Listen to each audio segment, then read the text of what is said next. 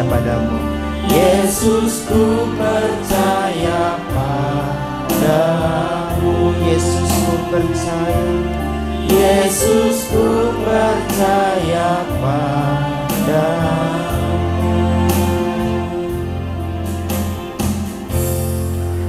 Tuhan, tiba waktunya bagi kami untuk mendengarkan suara Tuhan.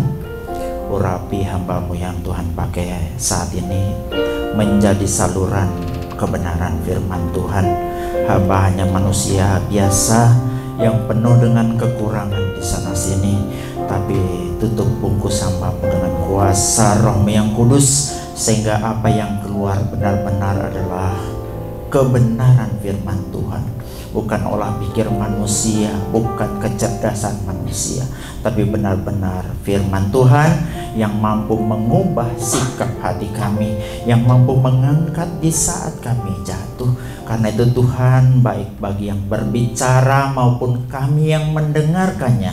Tuhan, persiapkan hati kami menjadi tanah yang gembur, yang siap ditaburi benih kebenaran firman Tuhan, sehingga ketika firman Tuhan ditaburkan, firman-Mu beroleh tempat dalam hati kami, boleh bertumbuh dan berbuah untuk hormat kemuliaan nama Tuhan.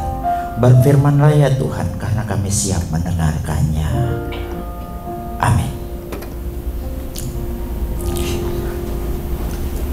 Bapak Ibu, saudara yang kekasih dalam Tuhan, adalah satu kehormatan dan sukacita sendiri saya melihat ada Pak Moses bisa bersama-sama dengan kita kembali dengan teman-teman dari mahasiswa STT Anugerah tentunya ya. Selamat datang mas-masnya ganteng-ganteng dan cantik-cantik ini ya. Mudah-mudahan ibadah hari ini bisa menjadi berkat bagi kita semua. Sebenarnya hari ini itu jadwalnya Pak Esra ya, cuma Pak Esra tidak dapat pesawat. Jadi dari hari Jumat sampai hari Minggu ini pesawatnya udah di booking semua, barangkali karena dalam rangka Lebaran. Jadi katanya hari Senin baru ada. Jadi kalau hari Senin beliau baru datang, khotbahnya bagaimana? Jelasnya nggak bisa kan? Jadi makanya ya mau tidak mau ada istilah tiada rotan akar pun jadi tidak ada Esra maka itu tidak apa-apa. Oke. Kita buka firman Tuhan di dalam Matius 27 ayat 46. Nanti kita langsung buka juga Markus 15 ayat 34. Ini ya, hal yang paralel ya. Matius 27 ayat 46 saya baca. Kira-kira jam 3 berserulah Yesus dengan suara nyaring, Eli, Eli, lama sabachthani. Artinya, Allahku, Allahku, mengapa engkau meninggalkan aku? Kemudian Markus 15 ayat 34. Dan pada jam 3 berserulah Yesus dengan suara nyaring, Eloi, Eloi, lama sabachthani, yang berarti Allahku, Allahku, mengapa engkau meninggalkan aku? Ini seumur-umur saya jadi pendeta belum pernah khotbah ini. Karena ini kalau bahasa kerennya itu horor, susahnya minta ampun. Baru dari 2 ayat ini saja yang terdapat dalam Matius dan Markus sudah seperti ada kontradiksi. Satu bilang Eli, Eli, lama sabachthani. Yang satu Markus bilang Eloi, Eloi, lama sabachthani. Ini saja sudah menimbulkan pro kontra ya. Sering jadi bahan gorengan para polemikus muslim atau orang-orang liberal. Sering sekali dianggap ini hal yang berkontradiksi sehingga Alkitab itu pada dasarnya nggak bisa diandalkan. Padahal gampang sekali untuk mengerti ini. Eli, Eli, lama sabachthani itu campuran bahasa Ibrani dengan bahasa Aram. Eli, Eli itu bahasa Ibrani. Eli, Elinya. Lama sabachthaninya itu bahasa Aram. Sedangkan Markus Semuanya bahasa Arab. Eloi, Eloi, lama sabachthani. Jadi tidak ada hal yang berkontradiksi sebenarnya dalam hal itu. Dan karena itu saudara yang kasih dalam Tuhan, jadi persoalan Eloi, Eloi lama sabachthani atau Eli Eli lama sabachthani ini adalah persoalan yang rumit. Bahkan ini adalah perkataan keempat dari 7 perkataan Yesus di salib ini, adalah suatu yang jarang orang berani khotbahkan. Karena menimbulkan banyak masalah atau banyak polemik dan bermacam-macam penafsiran yang muncul dari ketika seseorang membahas daripada perkataan Yesus yang keempat ini. Jadi Eli Eli lama sabachthani ini adalah sebenarnya perkataan Yesus keempat dari 7 perkataan salib. Nah, untuk sedikit mengetahui tentang 7 perkataan salib, saya baca dengan cepat ya. Perkataan salib yang pertama itu, ya Bapa, ampunilah mereka sebab mereka tidak tahu apa yang mereka perbuat. Ini bisa dilihat dalam Lukas 24 ayat 34. Kemudian perkataan salib yang kedua, sesungguhnya hari ini juga engkau akan ada bersama-sama dengan aku di dalam Firdaus. Itu bisa dilihat dalam Lukas 23 ayat 43.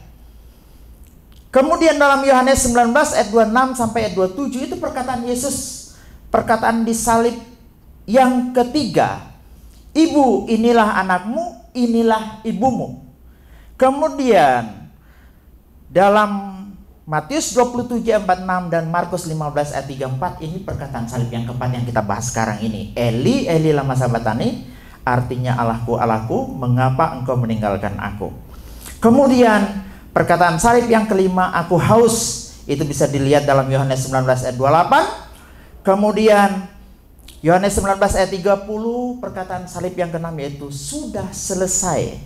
Dan kemudian perkataan salib yang ketujuh, ya Bapa, ke dalam tanganmu kuserahkan nyawaku. Perkataan salib ini, sedikit supaya kita paham ya, adalah harmonisasi dari perkataan Yesus yang terdapat dalam keempat Injil. Jadi ada yang hanya terdapat dalam Matius dan Markus, ada yang hanya terdapat dalam Lukas, ada juga yang hanya terdapat di dalam Yohanes. Jadi dari keempat Injil itu disusun sedemikian rupa sehingga didapatilah apa yang disebut dengan 7 perkataan salib, supaya kita tidak salah mengerti. Nah, seperti yang saya bahas tadi, bahwa perkataan salib ini merupakan suatu perkataan yang keempat, khususnya ini adalah perkataan yang paling rumit. Makanya ini adalah perkataan yang paling sulit dimengerti. Ya. Makanya tidak heran Martin Luther pernah bilang begini.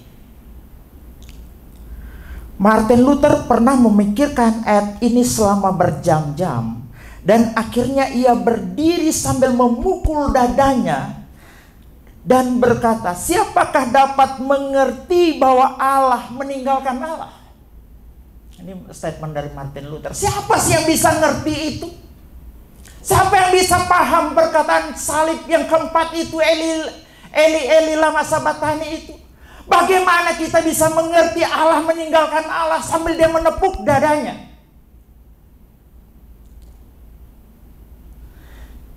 Pasti pentong yang tidak kalah tenarnya.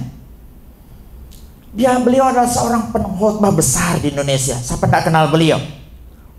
Saya masih sekolah teologi, beliau sudah KKR keliling kemana-mana.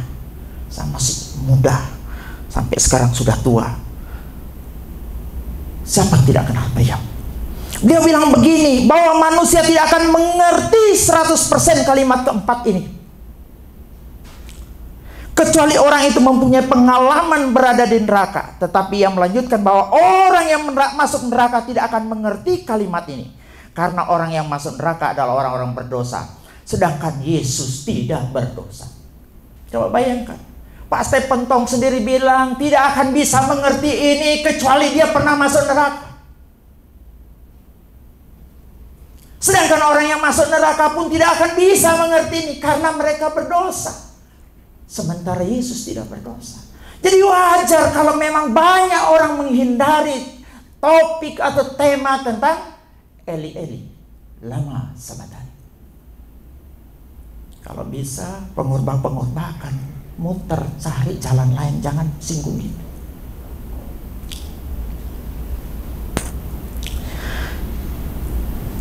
Eli, Eli lama sabachthani adalah perkataan yang sering disalah mengerti. Tadi sulit dimengerti, sering disalah mengerti.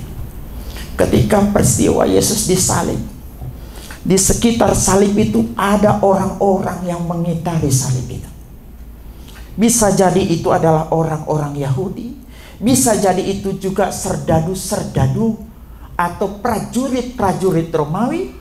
Bisa jadi itu juga adalah murid-murid Yesus seperti Yohanes, mungkin yang lain menjauh.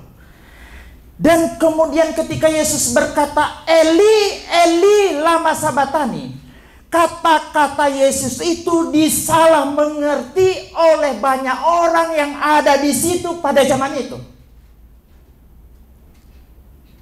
Sampai mereka berkata, oh dia lagi manggil Elia. Kita lihat, dia lagi manggil Elia. Sampai ada yang buru-buru karena artikulasi yang diucapkan Yesus mungkin tidak jelas. Dia ambilnya anggur asam, dicoba diberikan minum Yesus, supaya artikulasi yang diucapkan Yesus itu begitu jelas. Disalahnya mengertinya ini pertama karena dia salah dengar. Ketika Yesus mengucapkan Eli, Eli lama sabachthani, dia dalam posisi sedang disalib. Dia menarik napasnya, Eli. Kemudian ada penafsir yang bilang, karena dia berusaha menarik napasnya, ada kata dia bilang, Eli, Eli, Sehingga ada penafsir yang mengatakan, karena situasinya semacam itu, ada desahan napas yah di belakangnya atau di belakangnya. Orang yang di sekitarnya itu salah mengerti dan salah mendengar, menganggap bahwa Yesus itu sedang memanggil Elia. Karena bahasa Ibraninya Elia itu Elia.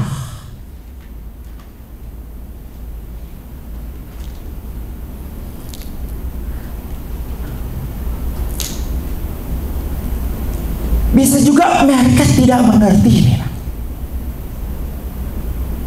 Karena bisa jadi ini diwakilkan oleh orang-orang Romawi atau serdadu Romawi, tentara-tentara Romawi yang notabene adalah orang Romawi. Saya perlu jelaskan bahwa tentara Romawi itu berbahasa Latin. Bahasa Latin itu adalah bahasa wajib bagi mereka, baik angkatan daratnya maupun seluruh tentara itu sampai tahun 630 Masehi.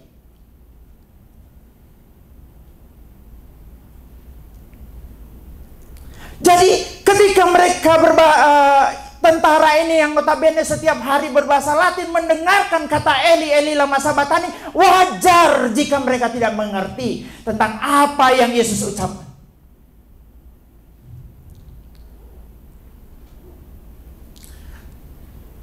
Pendapat yang ketiga, ada yang menganggap bahwa ini sengaja didistorsikan, ya. Dengan kata lain, ini dianggap semacam sebuah kata ejekan. Jadi ketika Yesus berteriak Eli, Eli lama sabachthani, ada yang salah dengar. Ini pendapat yang pertama. Yang kedua, ada yang memang tidak ngerti, tidak tahu apa yang diucapkan Yesus, karena dia bukan orang Yahudi. Yang ketiga itu, ini sengaja diplesetkan, didistorsikan. Bernas menulis begini, ejekan tersebut akan lebih tajam karena merupakan kepercayaan universal orang-orang Yahudi serta doktrin Kristus bahwa Elia akan datang sebelum Mesias. Mereka sekarang mencemoohnya dengan menyebut Elia, padahal Tuhan tidak mau menolongnya, masih tetap berpura-pura menjadi Mesias dan memanggil Elia untuk bangkit dari kematian untuk membantunya. Jadi ada yang menganggap itu Elia itu sebagai memang sebuah ejekan yang sengaja disebutkan untuk mengejek Yesus yang terus-menerus mengaku sebagai Mesias.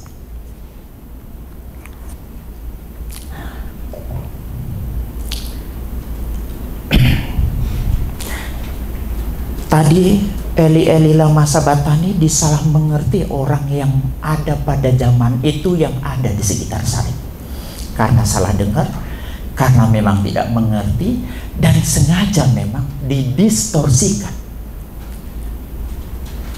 Eli lama sabatani ini juga itu kadang sering disalah mengerti oleh polemikus Muslim dan kalangan liberal. Karena dengan begitu mereka menganggap bahwa Eli sabatani adalah bukti bahwa Yesus itu bukan Allah. Mereka mau membuktikan bahwa Yesus itu gak berani mati, ogah mati dengan pernyataan Yesus di salib. Perkataan Yesus yang keempat di salib ini, mereka mau menggunakan ini sebagai argumen atau membangun argumentasi untuk menyatakan bahwa Yesus itu takut mati dan ogah mati.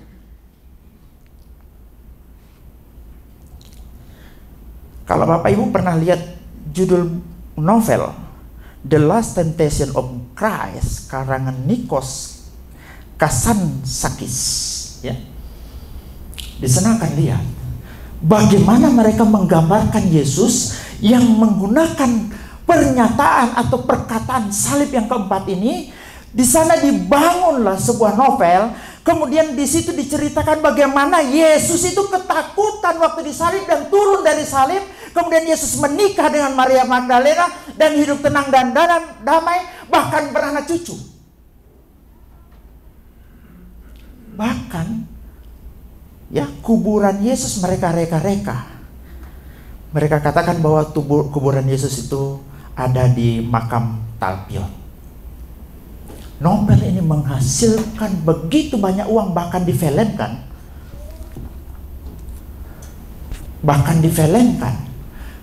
Ya, dari pernyataan Eli lama sabatani.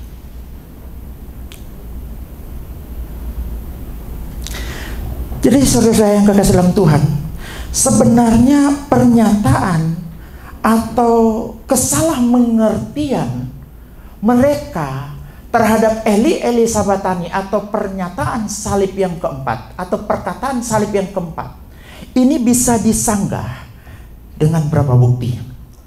Bukti pertama, di Taman Getsemani, Yesus itu sudah menyatakan kerelaannya melakukan kehendak Bapa untuk meminum cawan penderitaan itu, bahkan itu dilakukan 3 kali. Di Taman Getsemani jelas-jelas dia bilang, jika biarlah kehendakmu yang jadi. Itu dilakukan sebanyak 3 kali oleh Yesus, yang membuktikan sebenarnya dia tidak pernah takut dengan kematian. Saya teringat dengan judul lagu, kalau tidak salah dalam bahasa Inggris, saya lupa ya, If That Isn't Love, ya. Kalau di Indonesianya, kalau bukan kasih. Dia tinggalkan surga mulia. Pernah dengar lagu? Dia tahu tujuannya ke bukit kota yang sepi, mati untuk mengganti aku. Kalau bukan kasih, lautan kan kering, langit tak berbintang, burung tak berkicau. Kalau bukan kasih, surganya impian, tiada yang ku rasa. Kalau bukan kasih. Coba lihat bait yang pertama, dia tinggalkan surga mulia, dia tahu tujuannya. Kalau ada yang bilang Yesus takut mati, dari surga dia sudah tahu ketika dia jadi manusia, tujuannya adalah mati. Mana ada ceritanya kemudian sekonyong-konyong dikatakan bahwa ketika dia mengucapkan Eli Eli lama sabatani, Yesus ogah mati dan Yesus takut mati.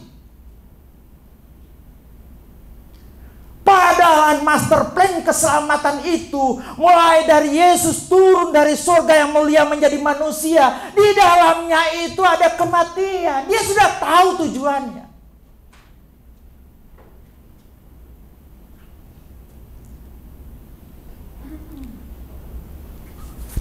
Bukti kedua,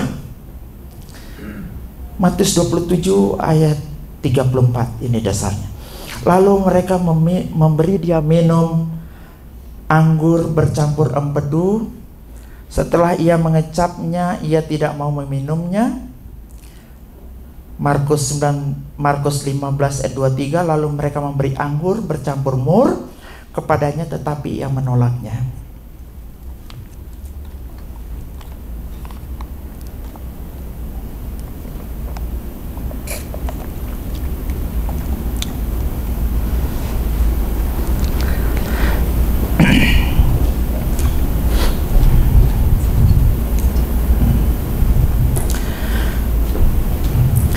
Kalau dilihat seperti ada kontradiksi kembali antara Matius 27 ayat 34 dengan Markus 15 ayat 23. Matius katakan dikasih minum anggur asam campur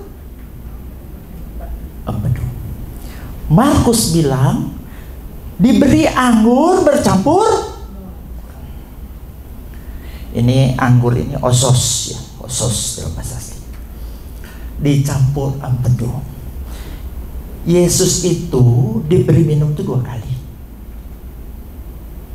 Sebelum disalib 1 kali. Ketika pas di atas salib 1 kali. Yang sebelum disalib inilah versi Matius itu ada campuran empedu. Menurut Markus dicampur dengan mur. Ya. Ada yang kontradiksi tidak? Saya mau tanya, yang disebut sinom itu apa? Di dalamnya ada kunir, ada asam jawa, tapi disebut di mana masalahnya? Jadi yang Yesus minum itu ya ada campuran empedu, ada campuran mur. Matius melihatnya hanya dari sisi empedunya, Markus melihat dari sisi. Saya jelaskan dulu apa itu empedu. Kita lihat gambarnya, ya. Jangan berpikir empedu yang di sini itu ya.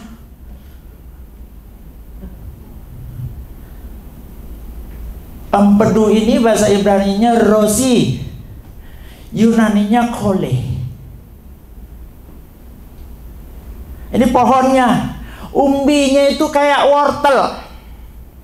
Ini kalau bahasa Latinnya ini disebut Conium maculatum, yang sering disebut poison hemlock. Hemlock ini sering pernah dengar tidak? Ini adalah pohon yang sangat beracun. Ya, hemlock ini pohon yang sangat beracun. Saya mau cerita dulu sebelumnya. Ada seorang filsuf terkenal bernama siapa? Socrates. Socrates ini lahir pada tahun 470 dan kemudian mati tahun 399 sebelum Masehi. Jadi sebelum zaman Yesus. Ini gurunya Plato. Dia ini aslinya tentara, tapi nggak senang jadi tentara, lebih senang jadi filsuf. Kesana kemari kerjanya cuma ngajari anak-anak muda dan mengkritik cara-cara berpikir orang Athena zaman itu. Suatu saat karena kegemarannya itu, ini menjadi petaka buat Socrates. Karena dia dianggap merusak, menyesatkan cara berpikir kaum muda di Athena. Yang pada akhirnya dia disidang dan dijatuhi hukuman mati.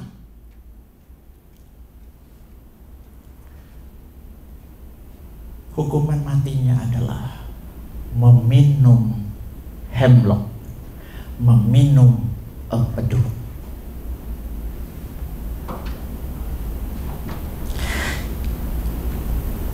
Plato mencatat begini. Bagaimana ketika Socrates minum hemlock di penjara? Dia dikasih hemlock itu, kemudian dia diberikan kesempatan untuk menyampaikan kata-kata terakhirnya. Anehnya yang dia buat oleh Socrates, dia pergi mandi karena tidak mau merepotkan orang untuk memandikan jenazahnya. Sesudah mandi dia titip pesan, tolong utang-utang saya yang belum dibayar, bayarkan. Kemudian dia dengan gagah berani minum hemlock itu. Kemudian apa yang dikatakan oleh Plato? Socrates meminum racun hemlock dengan riang. Dia berjalan berkeliling berapa saat hingga kakinya terasa berat. Kemudian dia berbaring seperti yang diperintahkan.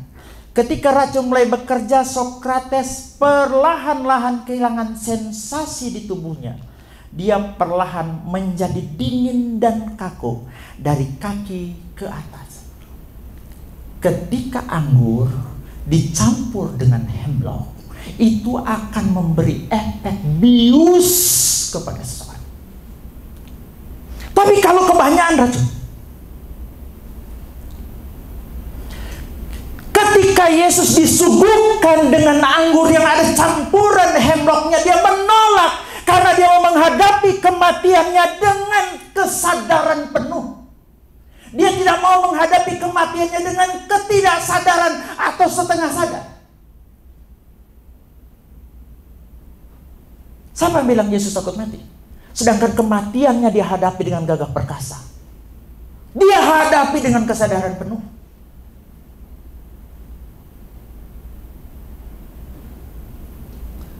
Sebelumnya, mur itu apa? Ini gambarnya, ya. Mur itu sebenarnya resin atau getah, diambil dari pohon ini, ya. Ini nama latinnya Commiphora abyssinica. Nah, biasanya mur ini digunakan untuk parfum, kemenyan, bahkan obat. Bahkan dicampurkan dengan makanan, termasuk dicampur dengan minuman. Untuk memberikan aromaterapi, untuk memberikan efek mabuk kepada minuman yang dicampurkan. Kalau tadi memberi efek penghilang nyeri, penghilang rasa sakit, bius, tapi ini memabukkan. Bayangkan anggur yang diminum oleh Tuhan Yesus, yang diberikan kepada Tuhan Yesus itu adalah anggur yang dicampur dengan empedu tadi plus dengan mur. Tapi dia cicip sudah, dia tolak. Penolakan Yesus minum anggur yang membuat dia tidak ada rasa sakit, atau dengan kata lain membuat kesadarannya hilang, dia tolak. Karena itu membuktikan bahwa Yesus tidak pernah takut mati. Saya kalau dibunuh misalnya, mau menghadapi hukuman mati, Pak, Bapak mau dihukum mati, kira-kira permintaan apa yang Bapak minta? Pertama, kalau saya mau ditembak, boleh mata saya ditutup. Yang kedua, lebih baik dibius, memang saya spesial tidak sadar, setelah itu tembak. Betul nggak? Kita menghadapi kematian kita tidak sadar, itu lebih enak buat kita, tapi tidak dengan Yesus. Dia hadapi kematiannya dengan kesadaran penuh. Ini membuktikan bahwa Yesus tidak pernah takut mati.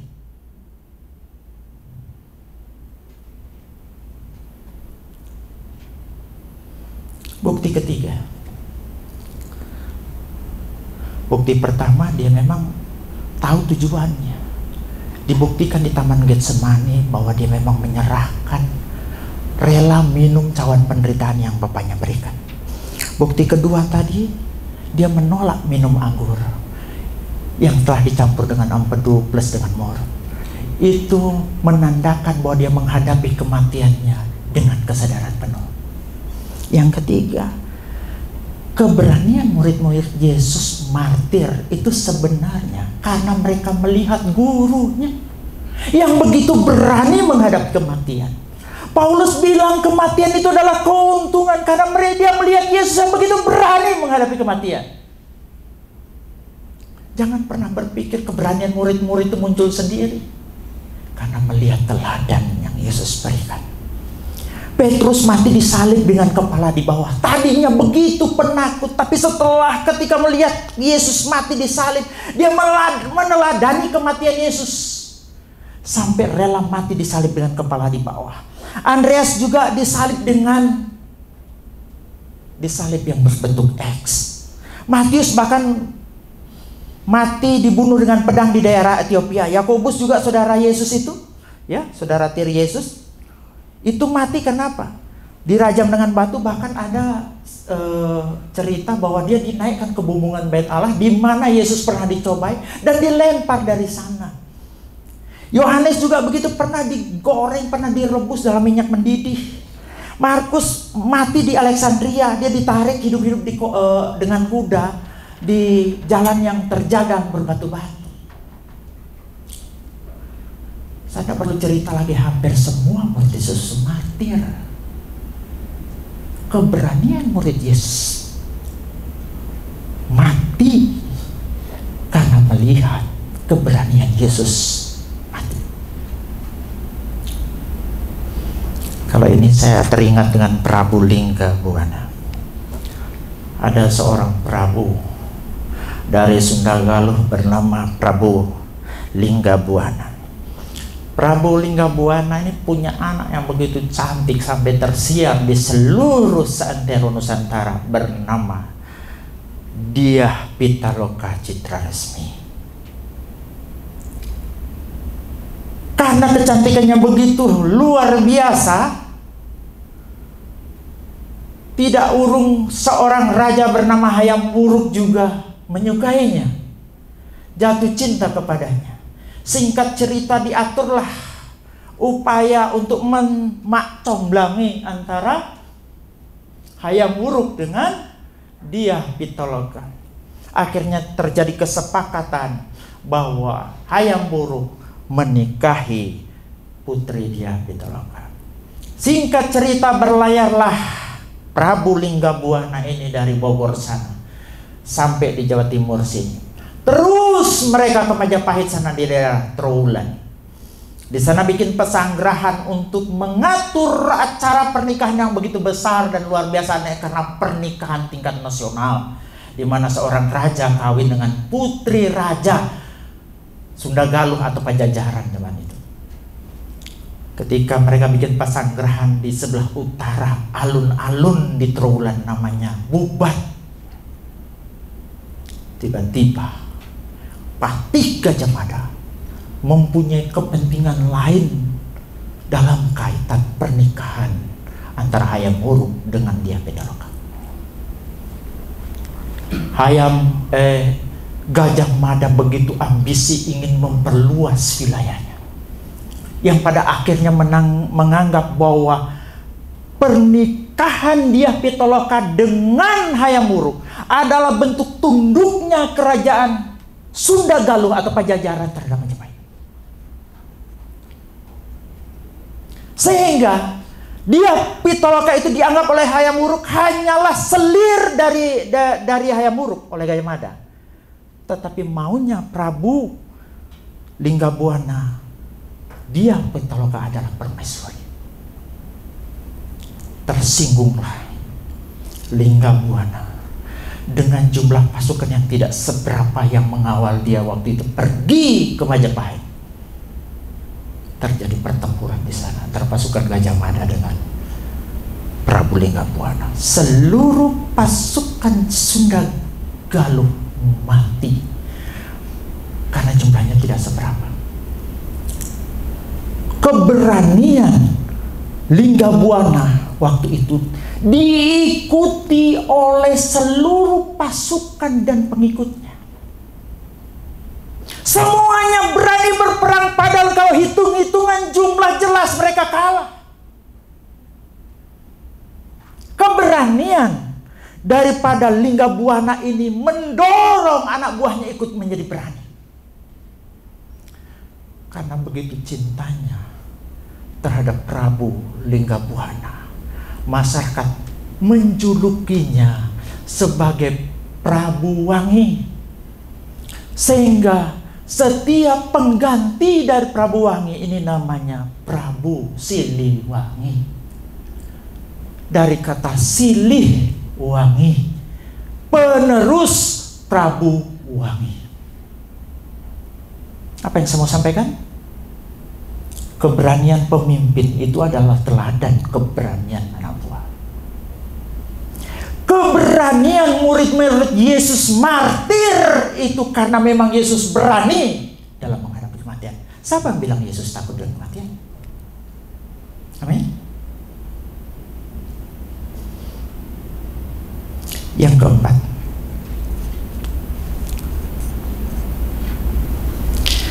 Eli Eli lama sabatani adalah Yesus mengutip Mazmur 22.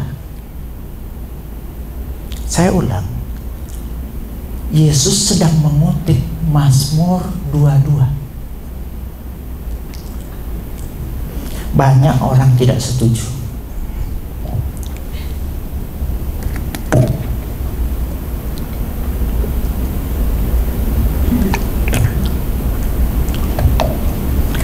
Banyak teolog, banyak juga penafsir tidak percaya bahwa ketika Yesus berkata Eli, Eli lama sabaktani, sebenarnya Yesus sedang mengutip Mazmur 22. Alasan mereka apa?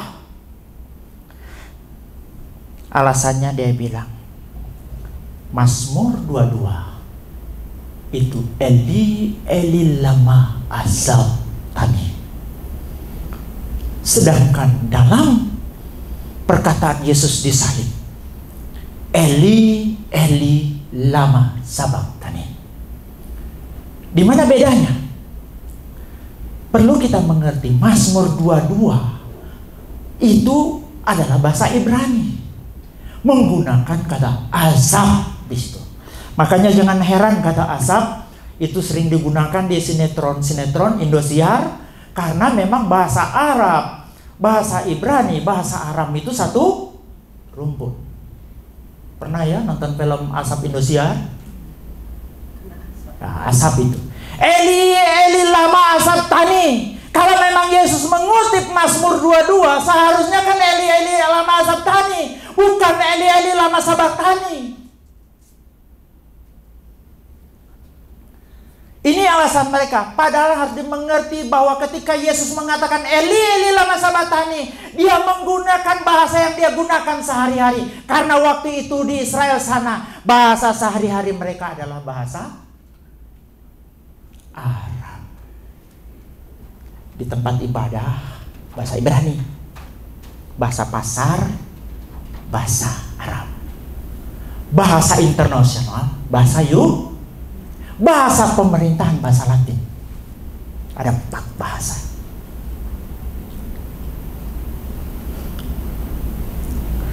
Kalau begitu Pak, apa buktinya bahwa Eli, Eli lama sabachthani adalah kutipan dari Mazmur? Bukankah itu seruan dia kepada Allah Bapa? Tunggu dulu. Sejak kapan Yesus dalam konteks berelasi dengan Bapa, dalam konteks berkomunikasi dengan Bapa, dia panggil Bapaknya Eli? Pernah temukan? Tak pernah. Ketika Yesus mengajar muridnya berdoa, dia menggunakan kata Bapa. Ketika Yesus berdoa kepada Bapa di surga, saat di Getsemani dia memanggil Bapa kepada Allah Bapa. Saat Yesus juga di kayu salib dia menyerahkan nyawanya, dia manggil Bapa kepada Bapaknya. Kok tidak pernah manggil Eli atau Allah? Betul? Ini bukti pertama bahwa Yesus sedang mengutip Mazmur 22 tapi dalam bahasa Arab. Bisa paham? Dengan begini kita akan mengerti dan mudah mengerti. Tidak ada kesulitan kita mengerti kenapa Allah meninggalkan Allah.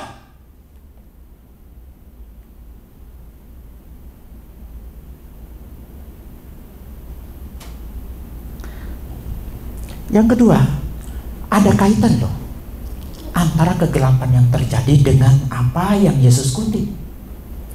Dikatakan Alkitab bahwa ada kegelapan dari jam 3, dari jam 12 sampai jam. Ini kegelapan model apa? Gerhanakah? Atau matahari terhalang oleh awan? Kalau memang ini kegelapan karena matahari terhalang oleh awan, seharusnya tidak begitu gelap. Atau dan tidak begitu lama. Ataukah ini gerhana? Kalau mau bilang gerhana, kenapa sampai 3 jam? Karena gerhana terlama yang pernah terjadi itu cuma 1 jam.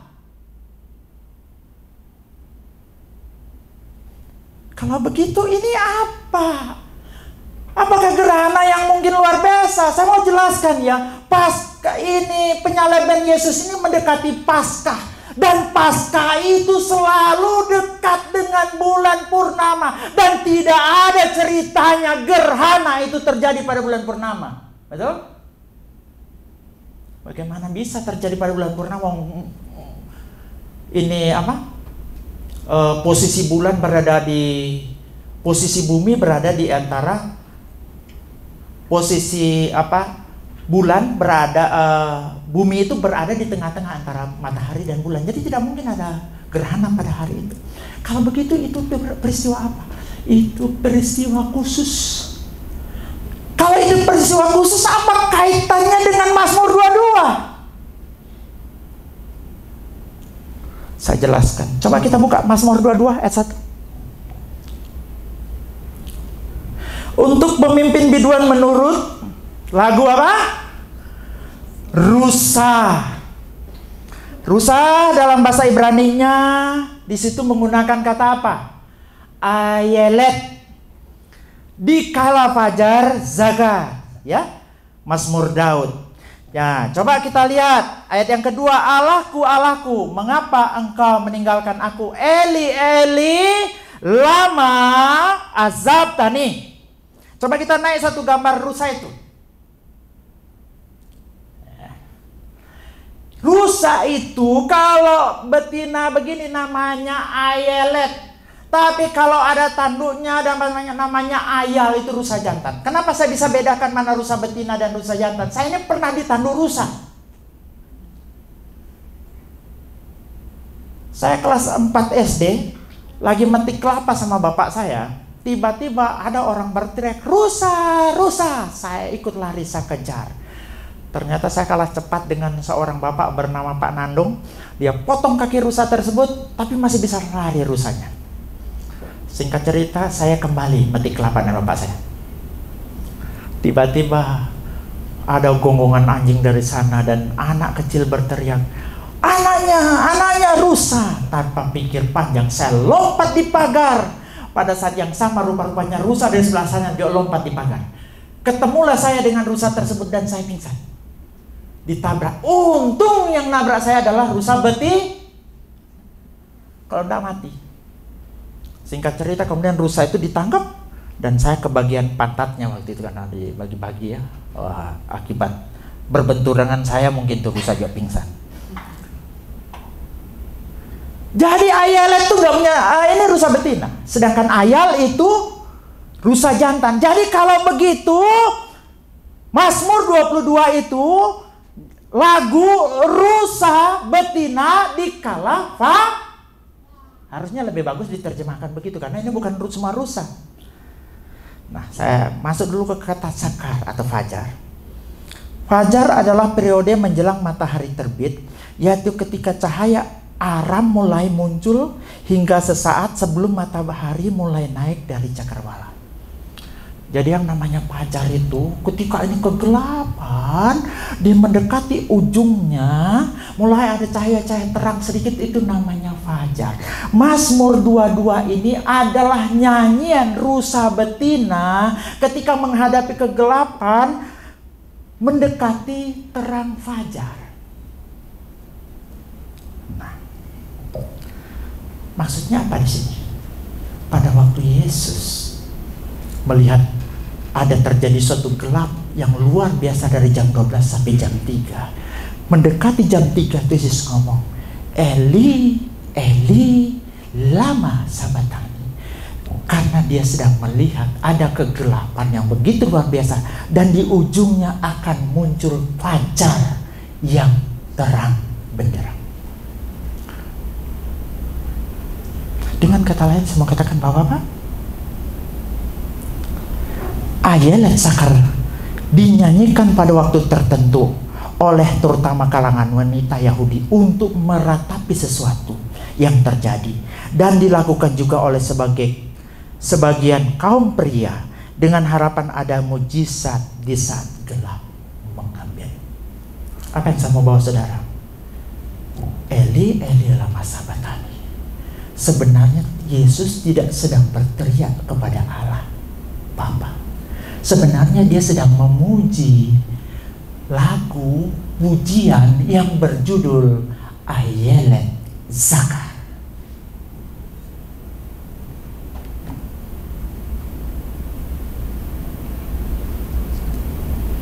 Memang agak rumit. Saya yakin kalau video ini di-upload akan banyak komentar di apa. Justru ini lebih aman. Cara menafsirkan begini lebih aman, daripada kita masuk tanpa dasar dan background dan sejarah sama sekali, kemudian mau mengatakan Allah meninggalkan Allah. Itu cara berpikir barat.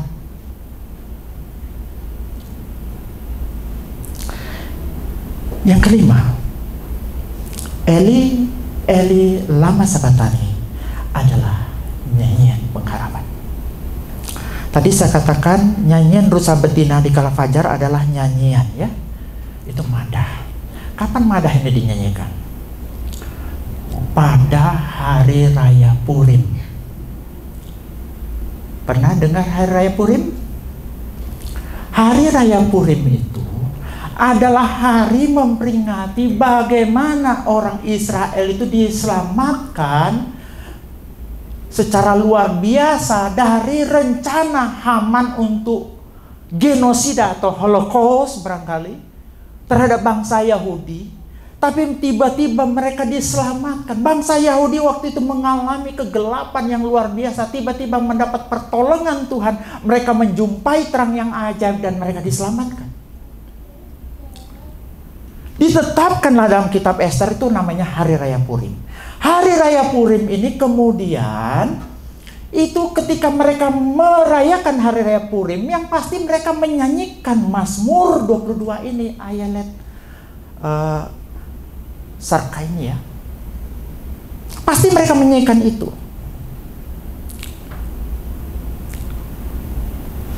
Bahkan rusa betina dalam Mazmur 22 ini sering digambarkan sebagai Ester yang berseru-seru ketika mau menghadap Raja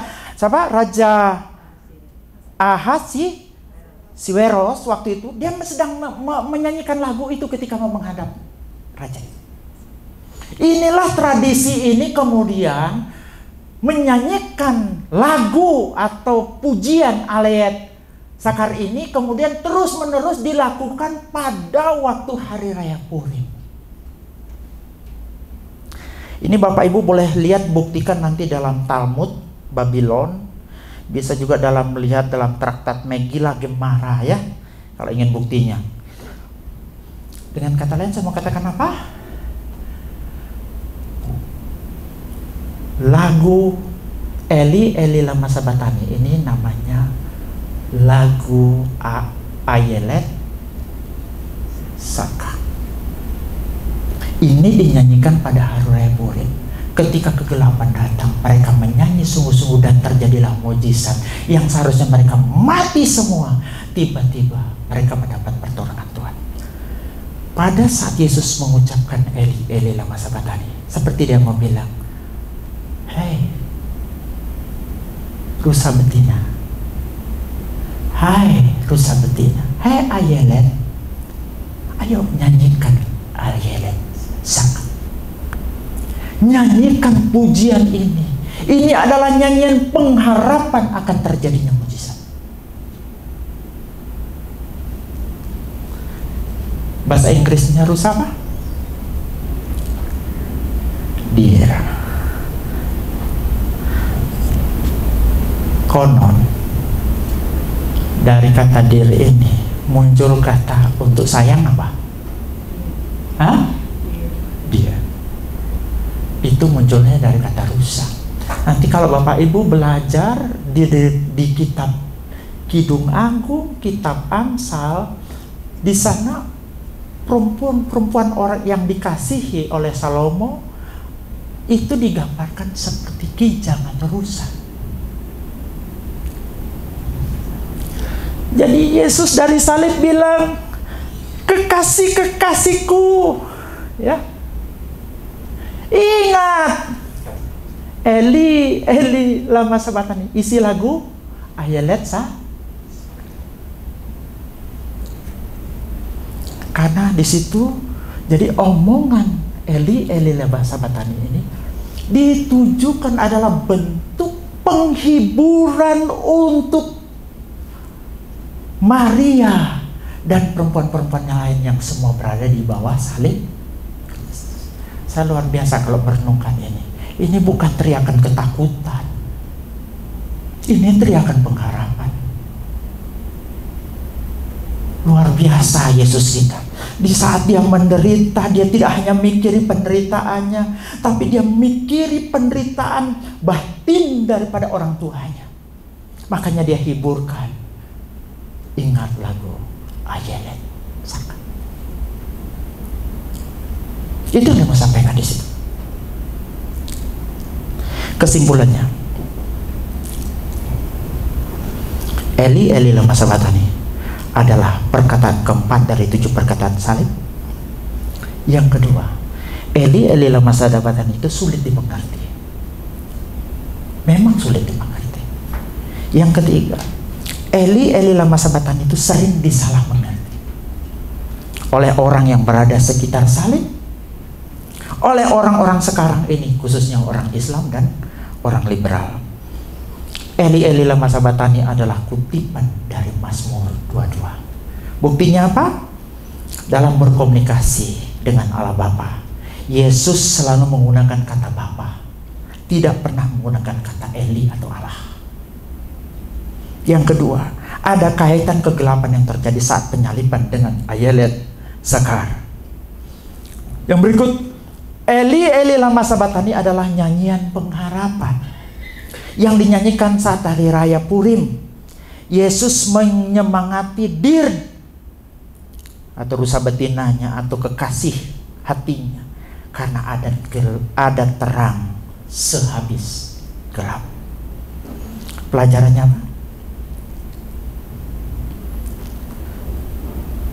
Eli Eli lama sabatani atau perkataan keempat Yesus disalib tidak bisa dijadikan bukti bahwa Yesus takut mati. Ketika turun ke bumi, Yesus tahu tujuannya adalah mengalahkan maut. Di Taman Getsemani dia siap meminum cawan penderitaan itu bahkan sampai 3 kali. Jadi Yesus tidak pernah takut mati. Dia berani mati. Dia tidak mau meminum penghilang rasa sakit atau bius, karena dia menghadapi penderitaan dan kematiannya dengan kesadaran penuh. Keberanian murid-murid martir adalah hasil dari teladan yang Yesus berikan dalam menghadapi kematian. Muridnya saja pemberani, apalagi Yesus pasti lebih berani dalam menghadapi kematian. Pelajarannya selanjutnya, Yesus sangat peduli pada ibunya dan orang lain. Dia memikirkan kebutuhan jasmani dan perawatan ibunya. Itu dalam perkataan salib yang ketiga. Dia nunjuk kepada Yohanes, "Ibu, ini anakku. Hai perempuan, ini anak." Kemudian dia menunjuk kepada Yohanes, "Yohanes, ini ibu." Menurut catatan sejarah, pasca kebangkitan dan kenaikan Yesus, Maria tinggal di Yerusalem di sebuah rumah sampai dia meninggal. Bahkan kuburannya itu sekarang dianggap berada di gereja Bukit Zaitun, sebagai bentuk murid-murid menjalankan amanah yang Yesus berikan. Dia menderita, tapi dia memikirkan kebutuhan jasmani ibunya. Ini mengajarkan kita untuk peduli pada orang tua. Saya sering bilang, jangan pernah mengatakan engkau mengasihi Allah, sedangkan mengasihi orang tua engkau tak bisa. Jangan mengatakan kita mengasihi Allah yang tidak kelihatan, sedangkan mengasihi orang tua tidak ada. Sering kita berpikir, nanti kalau saya kaya, saya mampu, baru saya merawat orang tua. Yesus dalam kondisi menderita, dia merawat orang tuanya.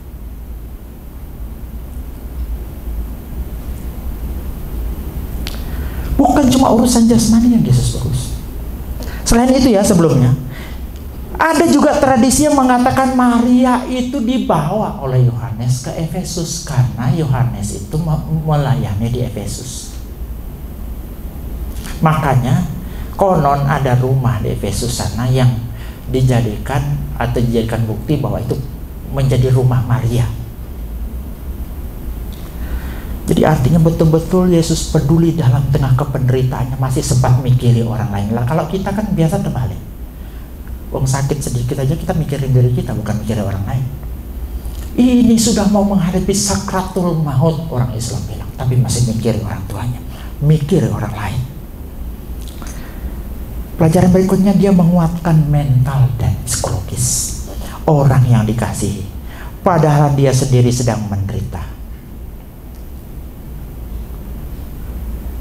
Eli, Eli lama sabachthani adalah upaya Yesus menguatkan mental orang-orang yang dikasihi, bahwa ada pengharapan di balik kegelapan. Segelap apapun hidupmu, seolah-olah Tuhan Yesus berkata, ingat, tak lama lagi akan ada terang.